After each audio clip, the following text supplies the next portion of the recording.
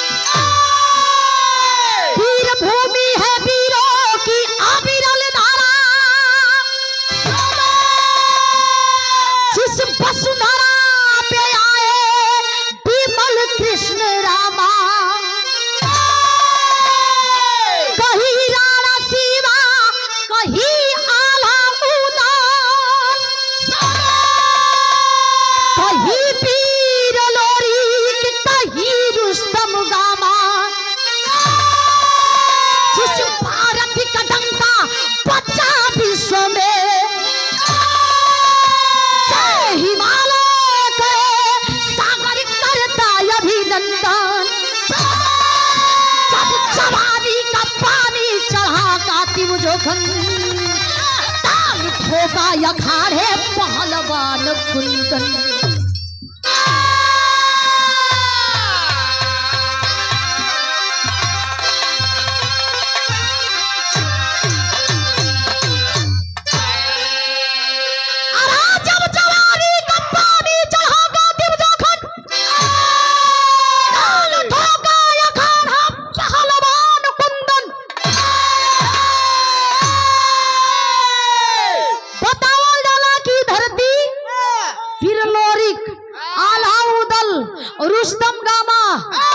कृष्ण भगवान ललई यादव बड़ बड़ महान हस्ती के हो।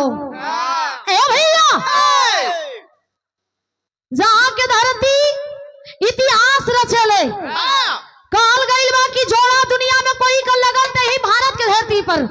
ज्यादा बात ना करते हुए काम पे फोकस विराम में एक लाइन को वाली लगता कैसे।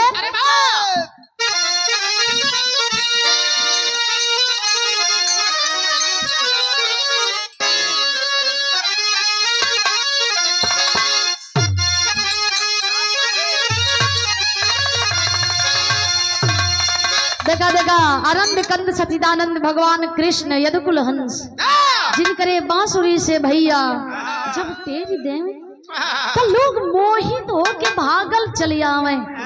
आय हाय हाय मधुबन को बानगी गोपिया मोहित हो जा ग्वाल बाल मोहित हो जा। लेकिन तोहरो लीला अपरंपार है प्रभु कैसे तनी आवा। अरे बजा दे बजा दे बजा दे शाम बसुरी का तुम जा आ जाए।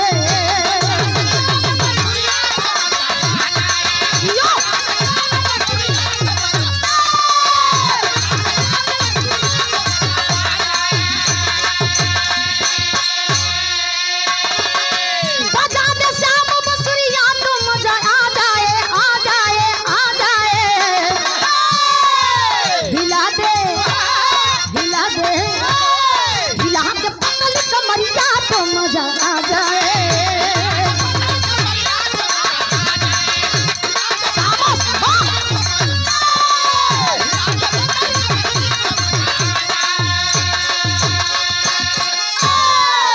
लेकिन काल गईल बा भैया जे मान सम्मान से जियल बा कबो मान सम्मान बेच के जियल ना पसंद करी। यहाँ प्रधान जी लोग बैठल बानी, चंदन भैया बैठल बानी, जिला पार्षद महोदय बैठल बानी, यहाँ दादा चाचा लोगन सभी बैठल बानी। लेकिन कहल जाला बाबू कि मान सम्मान से बढ़ के कुछ ना आ जाए। इज्जत से जियल बा, सर उठा के जियल बा, कबो सर झुका के ना चले पसंद करी चाहे भले सर कटावे के पड़ जाए।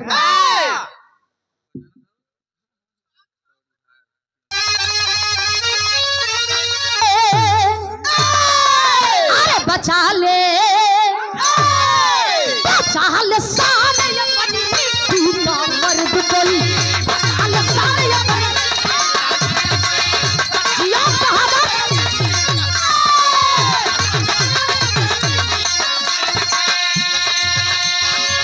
बचा ले साले अपनी मिट्टी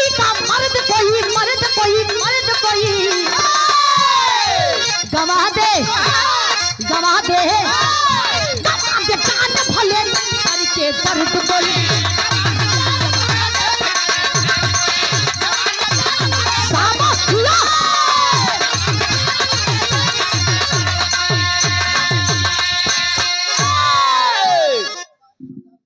सिपाही प्रधान जी आप जी के सम्मान में ये 100 रुपया दिहल गई बहुत बहुत प्रणाम। अच्छा तो देरी हो गई रहा ऐसे याद भी धरावल जरूरी होला।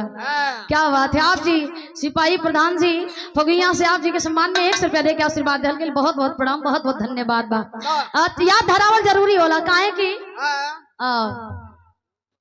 संजय यादव बड़के भैया बसारीपुर से टुनटुन सिंह जिला पंचायत के भावी उम्मीदवार सेक्टर नंबर 4 के जुझारू प्रत्याशी आप जी के सम्मान में भैया के आशीर्वाद आई लहर में बनी 1100 रुपया बहुत बहुत प्रणाम। क्या पड़े हो चक्कर में कोई नहीं है टक्कर में चंदन भैया आप समझा थे अमन के अमन कलाकार हैं भैया जेकर माल लेवे के ओकर गावे है ऐसा कोनो बात ना वफादारी से साथ निभावे चाहिए का भैया बहुत बहुत धन्यवाद बहुत बहुत प्रणाम बा ए भैया कौन करेंगे विराह के जैसे शुरुआत हो रहा बा एकदम नई विराह थोड़ा बड़ा भूल चुक होई ओ खातिर क्षमा चाहब देखा उ जमाना रहे जौनी समय स्वर्गीय रामदेव दत्ता स्वर्गीय बुल्लू दत्ता जौहरी छंद गावत रहलन बोलत रहलन बोल के